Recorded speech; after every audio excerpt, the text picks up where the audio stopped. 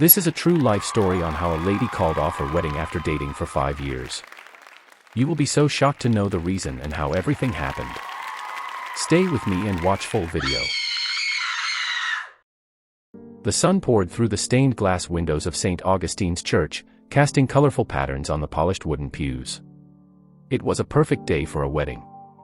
The scent of fresh roses filled the air, and the sound of soft organ music floated throughout the space. The congregation sat in eager anticipation, whispering among themselves about how beautiful Emily Whittaker looked in her flowing white gown. Her golden hair was swept into a graceful bun, her veil cascading like a waterfall of silk. At the altar, Nathan Reynolds stood tall in his black tuxedo, a confident smile playing on his lips. He had been the perfect fiancé for the last 5 years, attentive, charming, and successful. People admired their relationship, often describing them as the ideal couple. But Emily's heart pounded in her chest, not with excitement, but with dread. The last 48 hours had been a whirlwind of confusion and horror. 2 days ago, while cleaning their shared apartment, Emily had stumbled upon a hidden shoebox at the back of Nathan's closet. It was an innocent enough find, at first. But what lay inside had turned her world upside down. Photographs. Newspaper clippings. Small trinkets like rings and necklaces. Each item connected to a series of unsolved murders that had plagued the city for years. Emily recognized some of the faces from news reports, young women, all brutally killed. The realization hit her like a freight train. Nathan, the man she loved and trusted, was the killer. She had barely slept since. Panic coursed through her veins as she debated what to do. She couldn't confront him. What if he killed her too? And yet, she couldn't let herself marry him. Not now. Not ever. The ceremony began as planned. The bridesmaids walked down the aisle, beaming with joy. The flower girl scattered petals, giggling as she went. Emily followed, her father at her side. She felt the weight of every step, her legs trembling beneath her dress. She avoided Nathan's gaze as she approached the altar, focusing instead on the pastor, who smiled warmly at her. "Dearly beloved," the pastor began, his voice booming through the church, "we are gathered here today to join this man and this woman in holy matrimony." Emily barely heard the rest. Her mind raced, the words of the vows echoing in her head. "For better or worse, in sickness and in health, till death do us part." The irony was suffocating. She glanced at Nathan, who looked calm, even smug. Did he know she had found the box? Was he watching her for signs of weakness? Finally, the pastor turned to Emily.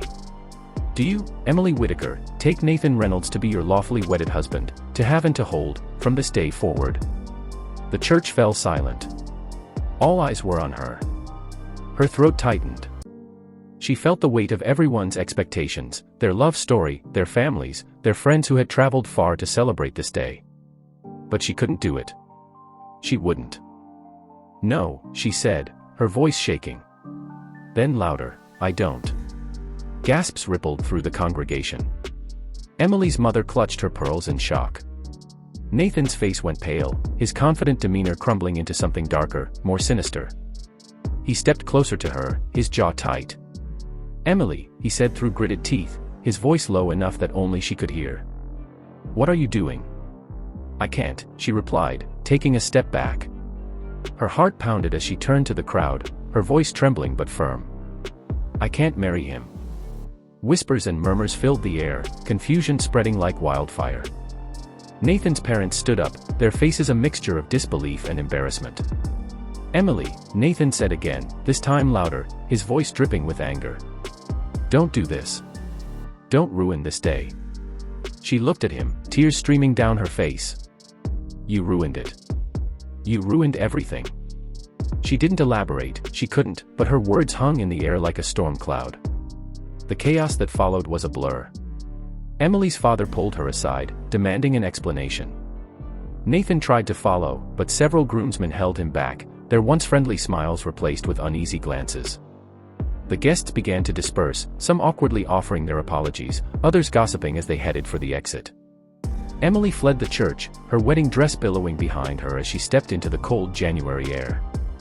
She didn't know where she was going, all she knew was that she needed to. Away from Nathan. Away from the nightmare her life had become. She didn't stop running until she reached a diner on the corner of 5th and Main. There, she collapsed into a booth, her head in her hands. The waitress brought her a cup of coffee, her kind eyes full of concern. Emily wanted to tell someone, anyone, what she had discovered. But how could she? Who would believe that Nathan, the perfect fiancé, was a cold-blooded killer? Her phone buzzed. It was a message from Nathan. "We need to talk. Now." Emily stared at the screen, her hands trembling. She knew she couldn't face him alone. Not anymore. She had to go to the police. The next chapter of Emily's life was just beginning. She didn't know what would come next, whether Nathan would come after her, whether the police would believe her story. But one thing was certain, she had escaped a fate far worse than heartbreak. And she wasn't about to let Nathan get away with what he'd done. For the first time in days, she felt a flicker of hope. The police station was quieter than Emily had expected when she walked in that evening, her white wedding dress now dirty at the hem and her makeup streaked from tears. The young officer at the front desk looked up in surprise, his eyes widening at the sight of her. "Ma'am, are you okay?" he asked, concern evident in his tone. Emily nodded, though she was far from okay. Her voice trembled as she replied, "I need to report something. Something serious." The officer gestured for her to sit, offering her a bottle of water. "Take your time," he said. "What's going on?" Emily hesitated. She had rehearsed the words in her head on the way there, but now, sitting under the harsh fluorescent lights of the station, her throat felt dry. She took a sip of water and looked the officer in the eye. "I think my fiancé is a serial killer," she said, her voice barely above a whisper. The officer froze, his expression a mix of disbelief and caution. "Ma'am, that's a serious accusation. Can you tell me why you believe this?" Emily reached into her purse and pulled out her phone. She had taken photos of the contents of the shoebox before leaving the apartment, just in case. Handing the phone to the officer, she explained, "I found these in his closet. Pictures, jewelry, and other things. They match the details of several murders I've seen in the news." The officer's face darkened as he scrolled through the photos. He stood abruptly and called for a detective.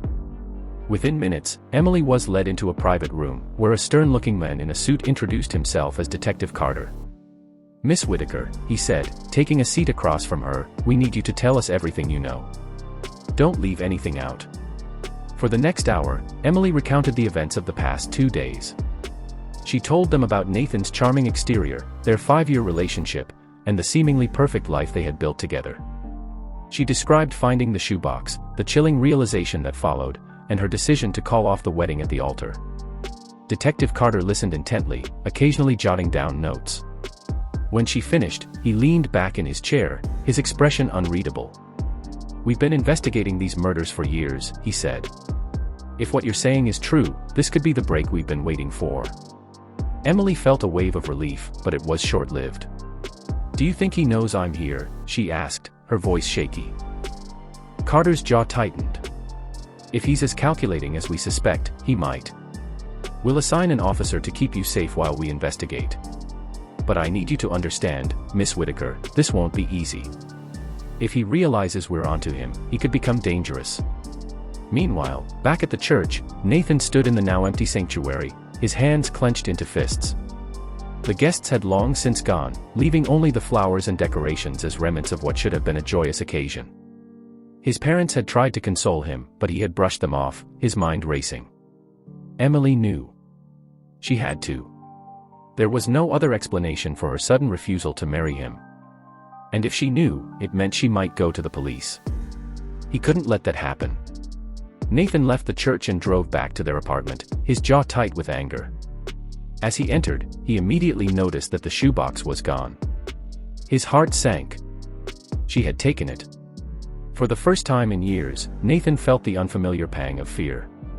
His meticulously crafted facade was crumbling, and the life he had built was on the verge of collapse. He needed to act quickly. The next morning, Emily woke up in a motel room. The police had insisted she stay somewhere safe until they could arrest Nathan. An officer was stationed outside her door, and Detective Carter had assured her they were working around the clock to build a case. But as the hours dragged on, Emily's anxiety grew.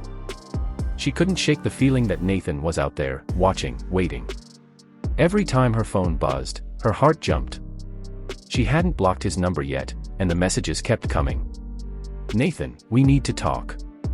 Nathan, I know you're scared, but it's not what you think. Nathan, Emily, don't do this. Please." She deleted each one without replying, but they haunted her all the same.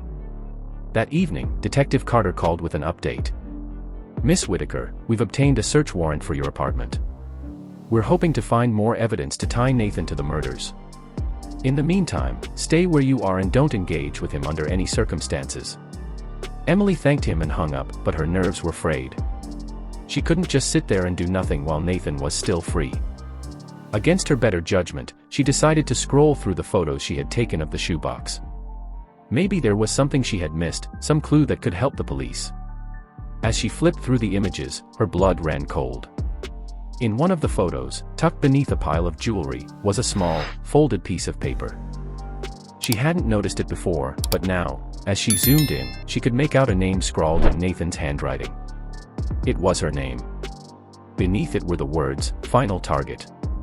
Emily's breath caught in her throat as she stared at the photograph on her phone. Her name. Final Target.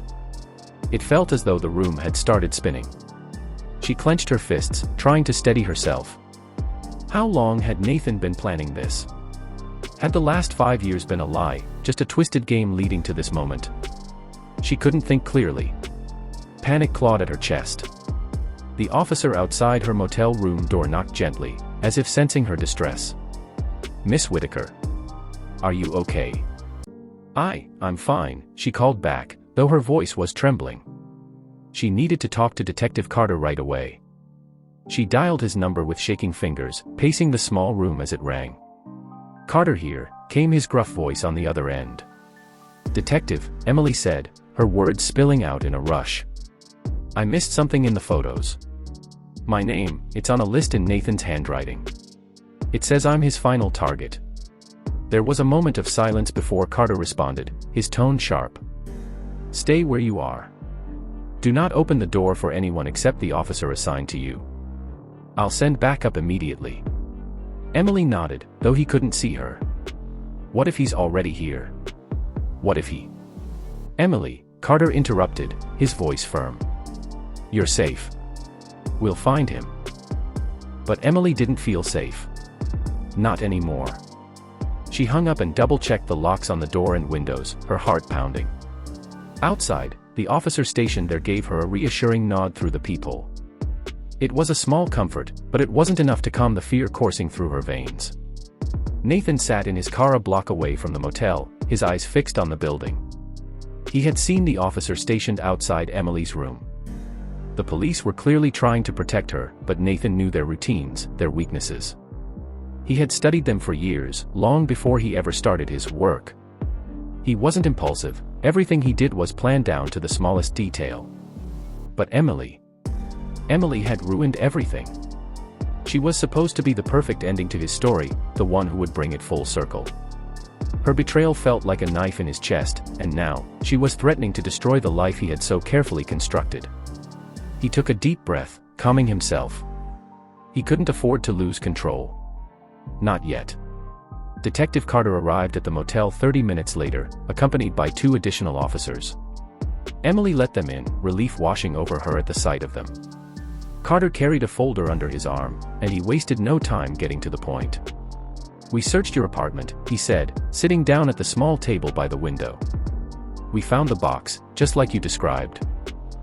And we've confirmed that the items inside match evidence from multiple crime scenes."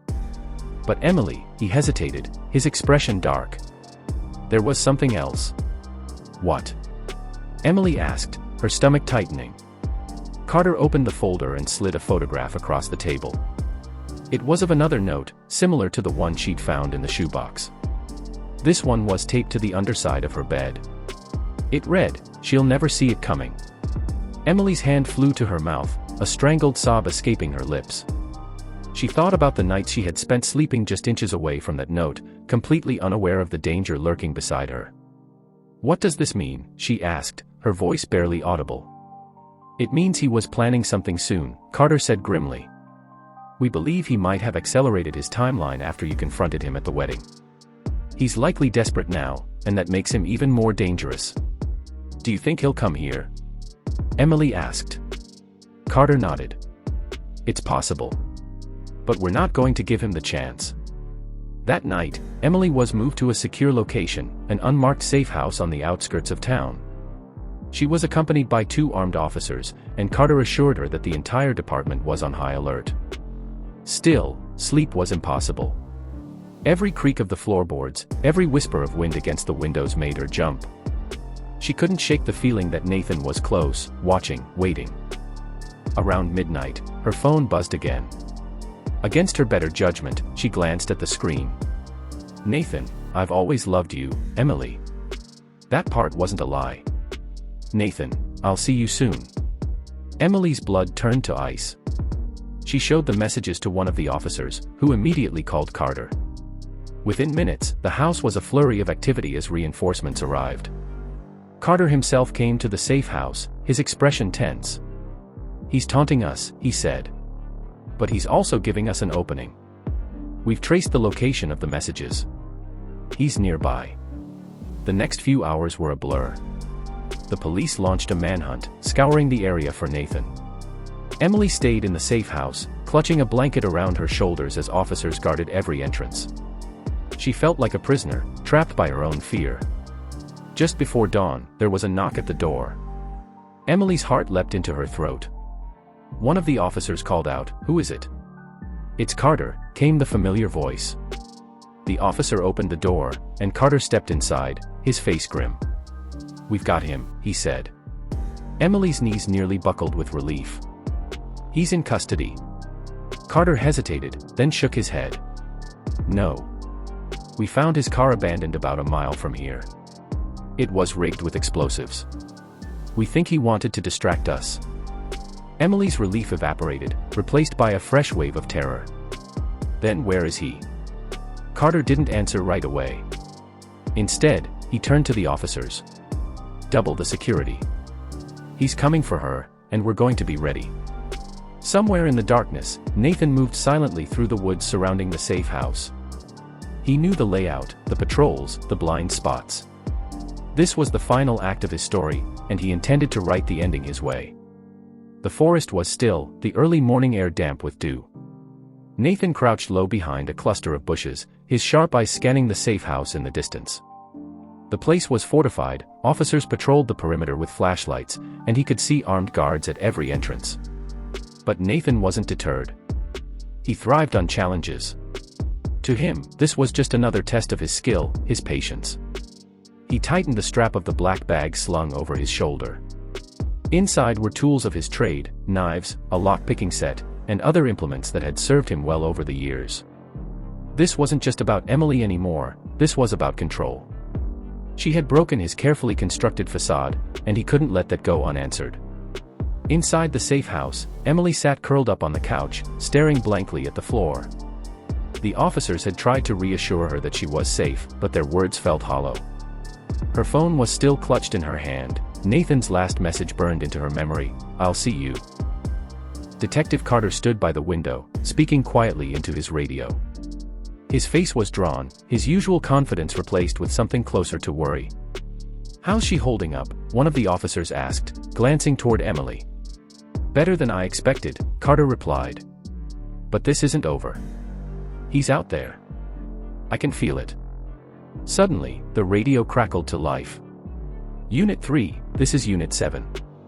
We've got movement in the woods, northwest of the property. Could be our guy." Carter's jaw tightened. "Stay on him, but don't engage. We're heading out." He turned to the officers inside. "You two, stay here with her. Don't let anyone in unless you hear from me directly." Emily overheard the exchange, and her heart sank. "He's here, isn't he?" she asked, her voice barely above a whisper. "We're going to handle it," Carter said, his tone firm. "Stay put, and don't open that door for anyone." Nathan moved like a shadow, slipping through the underbrush without a sound. He had spotted the officers combing the woods, their flashlights piercing the darkness, but they didn't concern him. They were predictable, easy to evade. His focus was on the house, the warm glow of its windows like a beacon guiding him closer. He circled the property, watching the guards, memorizing their movements. Then, he spotted it, a window on the second floor, slightly ajar. Perfect. Emily couldn't sit still anymore. Her nerves were frayed, every creak of the house sending her into a panic. She stood and began pacing, trying to shake the feeling that the walls were closing in on her. One of the officers, a younger man with kind eyes, tried to comfort her. "We've got this place locked down," he said. "He's not getting in." But Emily wasn't so sure. She had spent years with Nathan, and she knew how meticulous he was. If he wanted to get in, he'd find a way. A sudden thump upstairs made her freeze. Her eyes darted to the ceiling, and the officers immediately drew their weapons. "Stay here," one of them whispered, motioning for Emily to crouch behind the couch. They crept toward the staircase, their footsteps silent. Emily's heart pounded as she huddled behind the couch, straining to hear what was happening. The house felt deathly quiet, every second stretching into an eternity. Then came the sound of a struggle, a shout, the crash of furniture, a gunshot. Emily covered her mouth to stifle a scream as heavy footsteps thundered back down the stairs. One of the officers stumbled into the living room, blood seeping through his shirt. He's upstairs," he choked out before collapsing to the floor. Emily's blood ran cold. She backed away from the fallen officer, her mind racing. She needed to get out, but the front door was too far, and she didn't know if Nathan was already on his way down. Suddenly, a shadow appeared at the top of the stairs. Nathan stood there, his dark eyes locked on hers. He looked different now, colder, more dangerous. The charming mask he had worn for years was gone, replaced by the true face of a predator. "Emily," he said, his voice soft, almost tender. "You've made this so much harder than it needed to be." Emily scrambled to her feet, her eyes darting around the room for something, anything, she could use to defend herself. Her gaze landed on a heavy lamp on the side table. Without thinking, she grabbed it and held it out in front of her like a weapon. "Stay back," she shouted, her voice trembling. Nathan took a step forward, his hands raised as if to calm her. "I don't want to hurt you, Emily," he said. "I never wanted that. But you've left me no choice." "You're sick," she spat. "You lied to me." "You." "I loved you," Nathan interrupted, his voice rising. "I still do. You're the only one who ever mattered. That's why this has to end with you." Emily shook her head, tears streaming down her face. "You don't know what love is." Nathan lunged toward her, and Emily swung the lamp with all her strength. It connected with his shoulder, sending him stumbling back with a grunt of pain. She didn't wait for him to recover, she turned and ran toward the front door. But Nathan was fast. He caught her just as she reached the door, grabbing her arm and yanking her back. Emily screamed, kicking and clawing at him, but his grip. "Stop fighting me," he snarled, dragging her toward the center of the room. "This is how it's supposed to be." Before he could do anything else, the sound of shattering glass filled the air. The window by the front door burst inward, and officers swarmed the room, their weapons trained on Nathan. "Let her go," Carter barked, stepping forward with his gun drawn. Nathan froze, his grip on Emily loosening just enough for her to break free.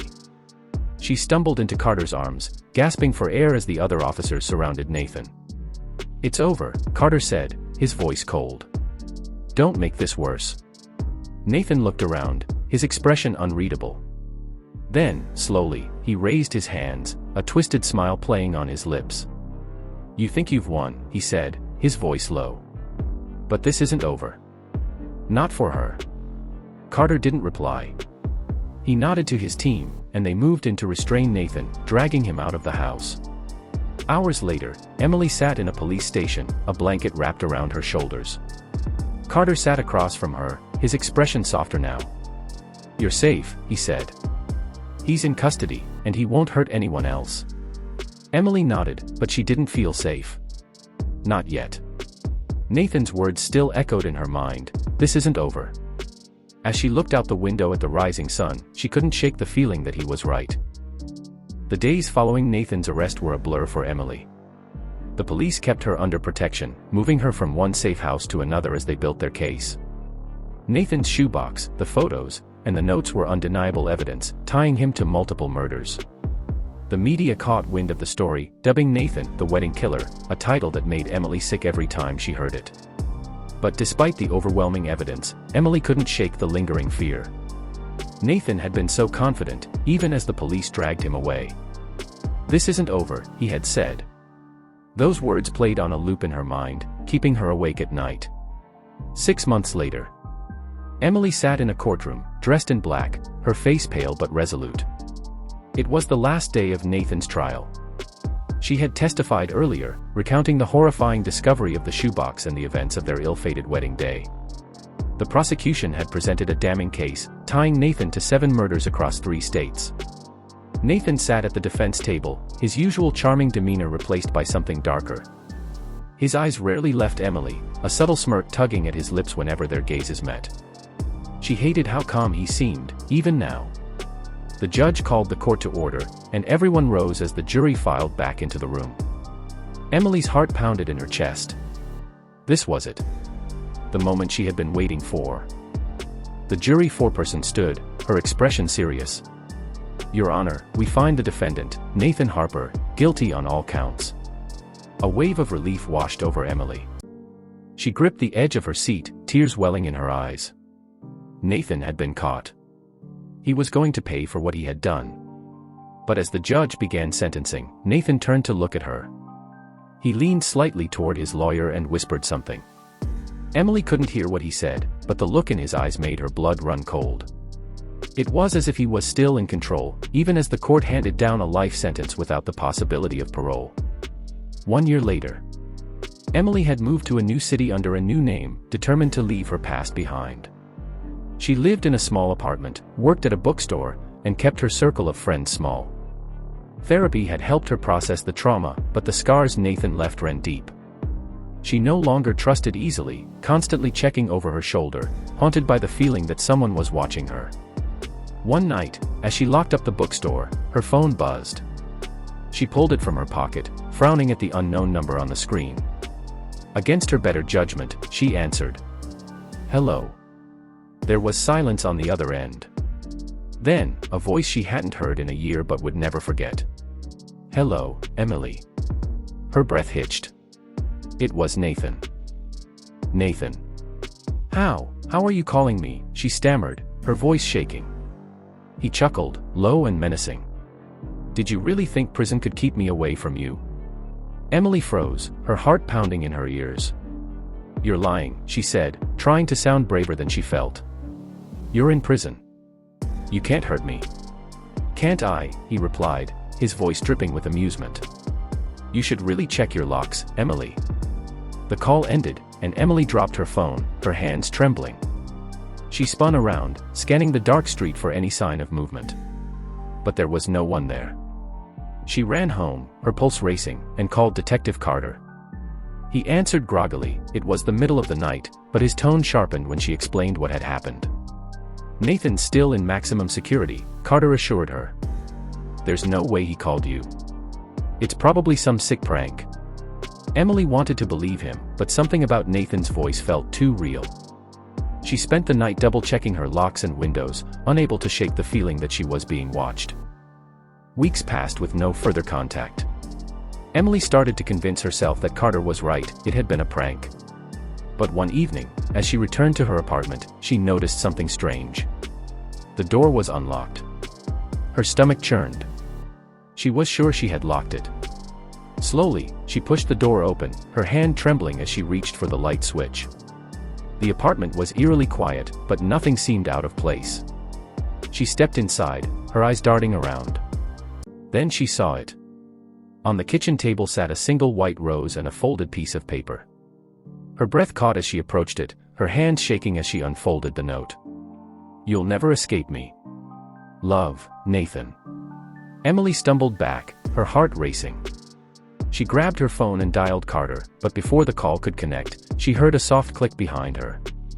She turned slowly, her blood running cold. Nathan stood in the doorway, his face twisted into a smile that sent shivers down her spine. "Miss me?" he asked, stepping into the room. Emily's mind raced. How had he escaped? How had he found her? But there was no time to think. She grabbed the closest thing she could, a glass vase, and hurled it at him. It shattered against his shoulder, but he barely flinched. "You always were feisty," he said, advancing on her. "That's what I love about you." Emily backed away, her hands searching blindly for something else to defend herself with. Her fingers closed around a kitchen knife, and she held it out in front of her. "Stay back," she shouted, her voice trembling. "I'm not afraid of you." Nathan smirked. "Oh, Emily. That's what I always admired about you. But this time, there's no one here to save you." He lunged at her, and Emily screamed, slashing wildly with the knife. The blade caught his arm, and he let out a grunt of pain, but he didn't stop. He grabbed her wrist, forcing her back against the counter. But Emily wasn't the same woman she had been a year ago. Fueled by fear and adrenaline, she fought back with everything she had. She twisted free of his grip and plunged the knife into his side. Nathan staggered, his eyes wide with shock. He tried to speak, but no words came out. He collapsed to the floor, blood pooling beneath him. Emily stumbled back, gasping for air as she stared at his motionless body. For the first time in months, the weight of his presence lifted, and she felt free. When the police arrived, she was sitting on the floor, the knife still clutched in her hand. Carter was the first to reach her, his face a mix of relief and concern. "It's over," he said gently, pulling her into a protective embrace. And this time, Emily believed him. It was finally over. We have gotten to the end of this video. If you love this video, kindly like, subscribe and comment your opinion.